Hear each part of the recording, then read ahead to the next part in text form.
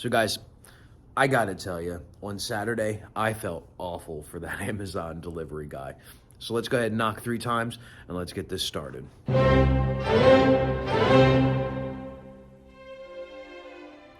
Good morning, guys. It's Z, back with another episode of Observant Freemasonry. And as you can see, I'm back at my job today, and I'm here about an hour or so early, and thought I'd make a video for you and tell you a little quick story about why I think the best seat in the house is actually not a seat in the lodge at all. Right? On Saturday, my wife and I, we went down to the George Washington Masonic Memorial, and if you've never been there, you should absolutely go. It's a wonderful spot, so much great things to see, and we were just having a splendid day. We were driving home. I got out of the car to help my wife out of the car, and as I was doing so, I saw a guy kind of drive up to our house and slow down and start taking a look. So I, being the person that I am, kind of got ready to get into a defensive pose and was staring old boy down like, I don't know who you are, but you're staring at my place for way too long. And like, we were playing this game of like, who was going to move first, right? He could clearly see he was trying to turn into my driveway, and I was not about to let that happen because I didn't know who he was. Very nicely, this guy rolled down his window and says, "Hey, is this?" And he gives me my address, and I was like, "Yeah, can I help you?" Like almost kind of, "Yeah, come, what do you need?" And it's the Amazon delivery guy, and very nice guy. Once he realized, once I realized who he was, and he realized that I was who I was, and he was just there doing business, it was no big deal. I was able to very friendly and polite and went over and, "Hey man, thank you very much for delivering the stuff and things like that. Hope you have a safe day, blah, blah, blah." And off he went. But you could see that boy was a little shook, right? Which makes me want to tell you that I think, honestly, the best seat in the lodge is the only seat that's not in the lodge, and that belongs to my Tyler. And I want to give you a couple of reasons as to why I think that's the case, right? If we think of our lodges like our homes, we protect our lodges. And that person that's on the outside of that door tiling the lodge is really our first step in the protection that we need as lodge members. Now, we don't really have to worry too terribly much ever about a physical kind of protection. Right, we don't see many instances of that occurring. There was an instance, I think, in Texas somewhere recently, or Oklahoma, I don't know, where someone kind of went to like one of the Scottish Rite buildings type things, and that was kind of a freak accident. But all in all, we don't really have to worry about the physical protection of our lodge. But think back to the days that when we had to do that, when Masons were the ones that were hunted down because we hold beliefs that everybody is created equal, and that an enlightened population is what we should strive for. Right? And people do not like that, because when you start thinking for yourself and when you start getting people together, they're not as easily controlled. Now, I'm not a conspiracy theorist, but I do definitely think that history has shown that Freemasons, because of those big reasons, have always been kind of a wanted group of people. And there had to be someone to protect that, right? Not only are we protecting our lodges physically, but we're also protecting our lodges from people that are coming by that don't get to be part of our membership until they have proven worthy of it. So the Tyler is that first place to go, no. I'm going to make sure that I safeguard these secrets before they get, so no one can get into the room and see it, so they can't pass themselves off as Freemasons. So we're talking about that type of protection also, right? It's basically the same kind of thing that happens when I, at home, see the Amazon guy come up, and I'm protecting the physical aspect of my home, but I'm also protecting not only just the physical building, but the sanctity of my home and everything, and making sure that my wife and my family is always being taken care of. That's why the Tyler is such a great position. Not only does he protect the physical nature of it, but the sanctity of it also. I also have a couple of other notes for you.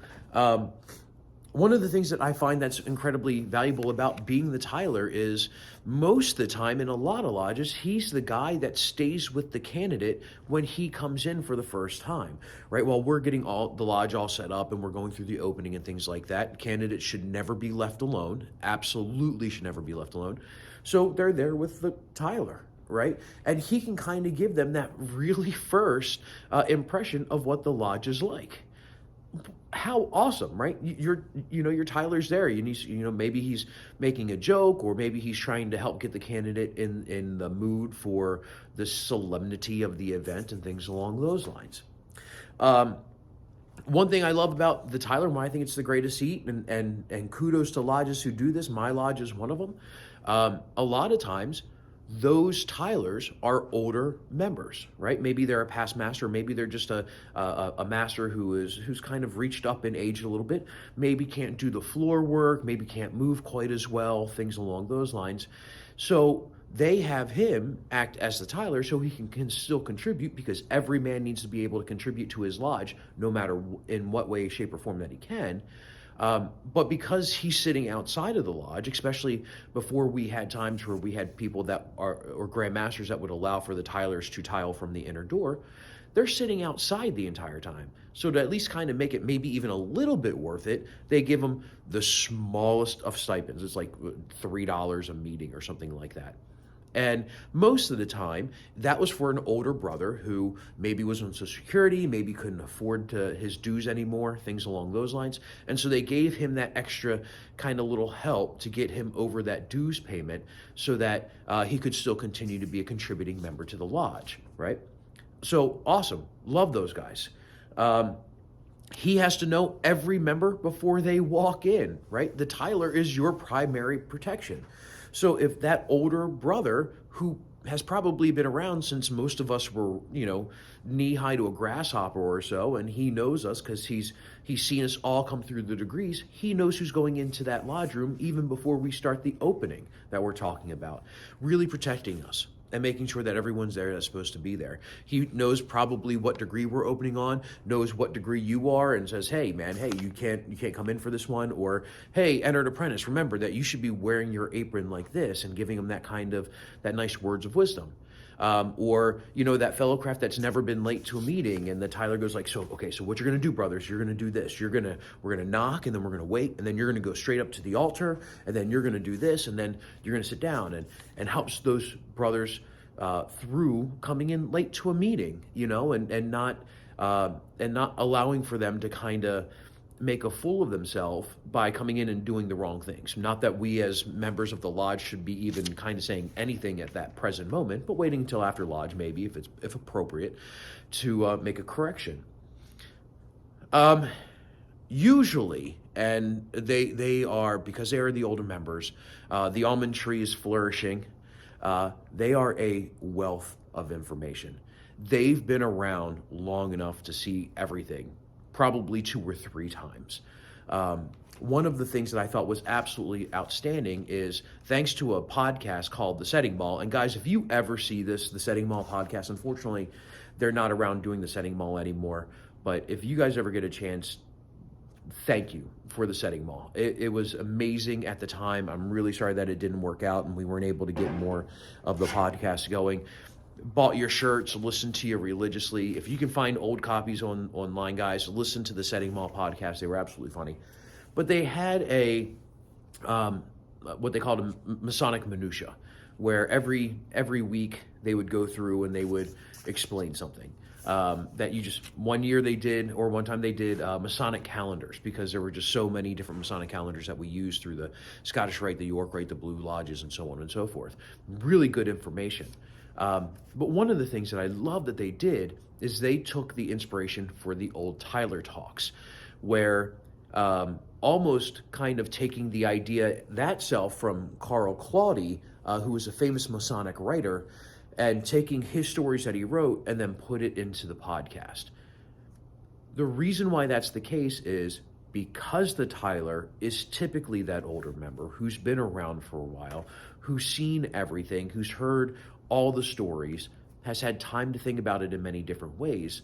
The Tyler is the one that can provide that wisdom, especially if someone's kind of coming in late or something like that, to explain a concept in a way that may make more sense to them, or provide just a different viewpoint to people when things happen. And they're absolutely valuable for that. One of the ones that I thought was kind of like the most amazing one is in Masonry, as some of you, depending on your jurisdiction, may or may not use costumes.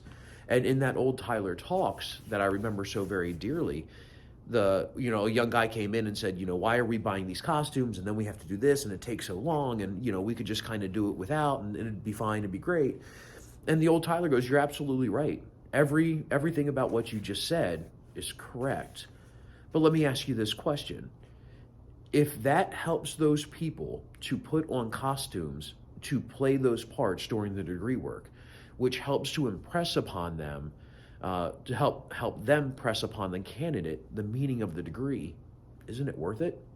Right. And you may still say no, but it's an absolutely very valid thought process, and one that can only come through experience and time, which is what our Tylers typically have. So if you've never read Carl Claudy before, highly recommend it. Pick up a copy of the old Tyler Talks. I think there's another one called The Lion's Paw, a couple of others. And you don't even have to get into like the heavy masonry thing. These are just like stories that will make you sit back and think and go, okay, how does this really fantastic writer, highly recommend it. And once you get a copy, put it in your lodge library so everyone else can read it. And if you don't have a lodge library, start one. They're so incredibly invaluable. So why is the best seat in the lodge not in the lodge? Because they give us wisdom and they give us protection. Not only physical protection from people coming in, they give us a protection of people trying to pass themselves off. They give us protection for all of the members that are there. That's why they're so valuable. We can't do that job without that protection. So much so is that we read in Nehemiah chapter 4, verse 16, from that day on, half of my servants worked on construction and half held spears, shields, bows, and body armor. And they eventually start talking about the guys worked with a trowel, worked with a trowel in one hand and a sword in the other. Think about your Tyler. He's the one that has the spear, the shield, the sword, the bows, and the body armor, giving you protection so that you can do the work, so that we can continue to rebuild the temple. And that's why it's the best seat in the house. Not only that, my friends, but always remember that the Tyler should always be to us, and what we should be doing is acting as the Tyler to ensure that the people that we bring in, as we work to rebuild the temple, we have that sword in our hand to ensure that those people that are coming in are not necessarily destroying us in Freemasonry physically, but that we protect ourselves against people that want to come into Freemasonry that are not here for the true Freemason ideals. And to set a safeguard and a watch and security against what we do, who we allow in, so that we know that Freemasonry will survive from generation to generation. So why is the Tyler the most important seat in the house? Because we're all the Tylers. And that is why it's the best seat in the house. Until next time, stay fervent.